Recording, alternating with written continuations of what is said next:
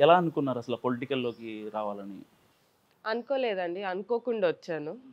So, అనుకోకుండా ఒచ్చి సంతోషంగుంది గెలిచాను. తప్పకుండా ప్రజల కోసం పనిజేయడానికే ముందుకొచ్చాను గాబట్టి, ప్రజల కోసం పనిజేస్తానండి. 'పర్ణికారెడ్డి అని నేను' అని చెప్తున్నప్పుడు మీ ఫీలింగ్ ఏంటి అసెంబ్లీలో? అసెంబ్లీలో 'పర్ణికారెడ్డి అని నేను' అని స్టార్ట్ చేసినప్పుడండి, అసలు అసెంబ్లీ దానికంటే ముందు అసెంబ్లీ ఎంటర్ అయ్యేటప్పుడే ఏమంటారు ఫ్లాష్ బ్యాక్స్ ఒస్తుండే అండి. మా తాతగారిని జూసాను ప్రమాణ స్వీకారం జేసేటప్పుడు. దాని తర్వాత ఏదైతే స్పీకర్ ముందు ప్రమాణ స్వీకారం చేసేటప్పుడు మా తాతగారిని చూసాను స్పీకర్ చైర్‌లో. ఎందుకంటే తను ప్యానెల్ స్పీకర్‌గా ఉండే కాబట్టి. సో, అవన్నీ ఫ్లాష్ బ్యాక్స్ వచ్చి గుర్తొస్తుండే అండి. చాలా సంతోషమైందండి. చాలా సంతోషంగా ఉంది. మేడం అంటే డాక్టర్‌గా కామ్‌గా ఉండే మీరు అసల పొలిటికల్‌గా ఎంట్రీ ఇస్తారని మీరెప్పుడైనా అనుకున్నారా? అంటే తాతగారు, నాన్నతో పాటు కాస్త చూసారు. సరే అంటే అప్పుడు చాలా మీ చిన్న ఏజ్‌లో చనిపోయారు. తాతగారును, డ్యాడీ. సో, ఆ టైంలో ఇలా వచ్చిన మీరు చదువులోకెళ్ళిపోయారు. చదువుల తల్లిగా. సో, పొలిటికల్‌గా ఇస్తారని మీకు అనిపించిందా అసల? నేను అనుకోలేదండి. నేను ఎప్పుడైనా డాక్టర్‌గా వెళ్లి సేవలు చేసుకుందామని అనుకున్నాను. పొలిటికల్ సైడ్ అని ఎప్పుడు అనుకోలేదు. ఎందుకంటే నాకు తమ్ముడున్నాడు. తమ్ముడు చూసుకుంటాడు పొలిటికల్ సైడ్ అనేదే ఉండింది. సో, నేను రాజకీయాల్లోకొస్తా అని ఎప్పుడు అనుకోలేదు. హెల్ప్ చేస్తాననుకున్నాను కానీ, నేను స్వయంగాను వచ్చి నేనే ఫ్రంట్ ఫేస్ కనిపిస్తానని అనుకోలేదండి. ఆహ్, ఫస్ట్ కాంగ్రెస్ అభ్యర్థిగా నారాయణపేట ఎమ్మెల్యే అభ్యర్థి పర్ణికారెడ్డి అనగానే మీ ఫీలింగ్ ఏంటి? అప్పుడెక్కడున్నారు? అసల అది ఎలా తీసుకున్నారు దాన్ని? ఎందుకంటే మీరొక స్టూడెంట్. వాళ్ళ అవునండి. ఆ వ్యూ ఎలా ఉంటదంటే యాస్ ఎ డాక్టర్ ఇంకా ఏదో నార్మల్‌గా కూల్‌గా ఉంటది. కానీ మీరు పొలిటికల్‌గా టచ్ ఉన్నా సరే అవును. ఒక్కసారే పర్ణికారెడ్డి నారాయణపేట ఎమ్మెల్యే అభ్యర్థి అనగానే అసల ఏం గుర్తొచ్చింది మీకు? నేను అసలు నారాయణపేట అభ్యర్థిగా ప్రకటిస్తున్నారని చెప్పి నాకు ఒక రోజు ముందు తెలిసిందండి. అప్పటి వరకు నాకు తెలీదు. మా మేనమామ గారే దీని వెనకాల ఎవరున్నారు మీకు టికెట్ రావడానికి? మేనమామ గారండి. మొత్తం ఎందుకంటే కుంభం శివకుమార్ రెడ్డి గారు. యాక్చువల్లీ తనకే వస్తుందని ఎక్స్‌పెక్ట్ చేసాం గూడా. నేను ఎళ్లి క్యాంపెయినింగ్ చేస్తా అని నేను అలా ప్రిపేర్ అయ్యి ఉన్నాను. తను తీరా ఒకరోజు కాల్ చేసి, "లేదమ్మా నువ్వే క్యాండిడేట్" అన్నప్పుడు నేను ఇంకా హాస్పిటల్‌లో ఉన్నానండి. హ్మ్.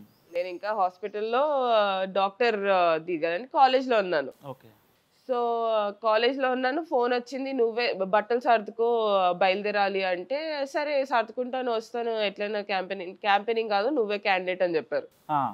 సో, అది ఒక షాక్ లాగొచ్చింది. నేనేంటి క్యాండిడేట్ ఏంటి అని చెప్పి అన్నానండి. ఆ! అన్నప్పుడు తనన్నాడు, "లేదమ్మా you are the right one. I'm making the right decision. ఆ రోజు ఏదైతే మీ తాత, తండ్రి చితి మీద ప్రమాణం చేసి చెప్పానో, ఏ గడ్డ మీద వాళ్ళ రక్తం చెందిందో, అదే రక్తాన్ని తెచ్చి మళ్ళీ ఆ గడ్డకిస్తా అని ఆ రోజు ప్రమాణం చేశారంట. సో, నీ రూపంలో వస్తుంది నాకు ఆ అవకాశం. తప్పకుండా I will give it off to you. I don't want to encourage being ఏమంటారు? ఇప్పుడు నేను గూడా ఓల్డ్ అయిపోయాను. హ్మ్. యువతను ఎంకరేజ్ చేస్తే బావుంటుంది. ఫ్రెష్ ఫేస్ వస్తే బావుంటది. మీరెట్లైనా రాజకీయ కుటుంబం గాబట్టి, మీరు తప్పకుండా ప్రజల కోసం పనిజేస్తారు. అది నీలో ఉంది అని చెప్పి నన్ను కన్విన్స్ చేశారండి. నేను అప్పటికి చాలా కన్విన్స్ కాలేదు. ఓకే. కన్విన్స్ కాకుండానే నేనన్నాను, హౌ ఇస్ ఇట్ పాసిబుల్? ఎందుకంటే నారాయణపేట అంటే తాతగారున్నారు, తండ్రి గారున్నారు. అవును. దాని తర్వాత మేనమామ కుంభం శివకుమారెడ్డి గారు ఉన్నప్పుడైతే తనైతే మాస్ లీడర్ అండి. హ్మ్. ఆయన మీద ప్రేమ అంత ఇంత ఉండదు జనాలకి. ఆయనకి ఎంత ప్రేమగా చూసుకుంటారో అంతే ప్రేమగా తిడతారు గూడా ఆయనని. హ్మ్. సో, అదొచ్చినప్పుడు గూడా నా పేరు ప్రకటించినప్పుడు గూడా ఆయనకి ఎన్నో ఫోన్‌లొచ్చాయి. ఏంటి నువ్వనుకున్నావు అది అంటే నేనన్నా మనకొస్తది టికెట్ అని జెప్పినా నేనని జెప్పలేదు కదా! ఇప్పుడు మన ఇంటికే వచ్చింది గదా! అని జెప్పి జనాలను కన్విన్స్ చేశారాయన. అదే భయంతో ఊరికెళ్ళానండి. ఊరికెళ్ళినప్పుడు గూడా జనాలు ఎక్కడ గూడా ఇబ్బంది పెట్టకుండా చాలా ప్రేమగా రిసీవ్ చేసుకున్నారండి. మీ విజయం ఆయన ఓటమికి ప్రతీకారమా? విజయం ఆయన ఓటమికి ప్రతీకారం అంటే అండి, విజయం ఎప్పుడు గూడా మాతోనుంది. హ్మ్. ఎక్కడో స్వల్ప ఓట్లతోని ఓడిపోవడం జరిగింది. ఎప్పుడైనా. ప్రతీకారం అని చెప్పొచ్చో, లేపోతే ఆయన ఆశయాలు ఎక్కువ అని చెప్తానండి. ప్రతీకారం కన్నా ఎక్కువ. ఆయన ఆశయాలు ఎక్కువుండే, ఆయన మంచితనంతోని గెలిచామని అనుకుంటానండి నేను. మీరు ఎమ్మెల్యే అయిన తర్వాత కొంచెం రిలాక్స్ అయ్యారని విన్నా. అది నిజమేనా? నేను రిలాక్స్ అయినా అంటే నేను ఆహ్, నిన్నటి వరకు కాన్స్టిట్యుయెన్సీలోనే ఉన్నానండి. రిలాక్స్ అయ్యుంటే కాన్స్టిట్యుయెన్సీకి పోయేదాన్ని గూడా కాదు. ఇంట్లోనే హైదరాబాద్‌లో ఉండేదాన్ని రిలాక్స్ అయ్యుంటే. కాన్స్టిట్యుయెన్సీకెళ్ళి కాన్స్టిట్యుయెన్సీ పరంగా గూడా పనులు చేసుకుంటూ వస్తున్నానండి. ఎక్కడ గూడా రిలాక్సేషన్ అనేది ఉండదు గూడా ఇప్పటి నుంచి.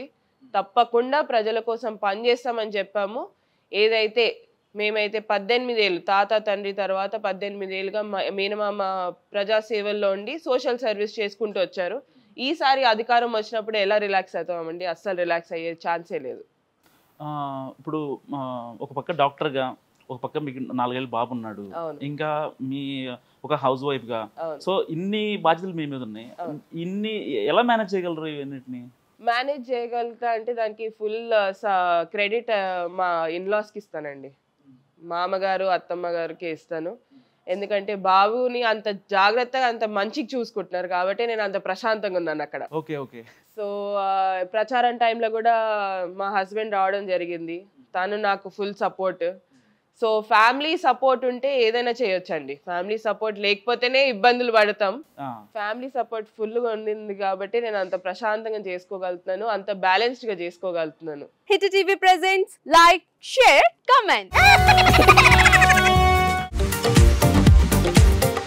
టీవీ వాళ్ళకు కూడా నేను ఒక సర్ప్రైజ్ ఇద్దాం అనుకుంటున్నాను. మీరు మాత్రమే జెస్సీ ఎందుకు అయ్యారు? ఇలాంటి అమ్మాయిలకి పిలవడానికి బాగుంటుంది. చందు సాయికి like you and have a జనాలకి ఒక పేరు నచ్చిందంటే దీనికి ఒక ప్రాసెస్ ఉంటుంది. ఎందుకు ప్రాసెస్? డైరెక్ట్‌గా వెళ్ళిపోదాం. ఏదైనా ఒకటి మర్చిపోయినావా నువ్వు? మర్చిపోయినా మేడం. ఏం మర్చిపోయావు? నా గుండె.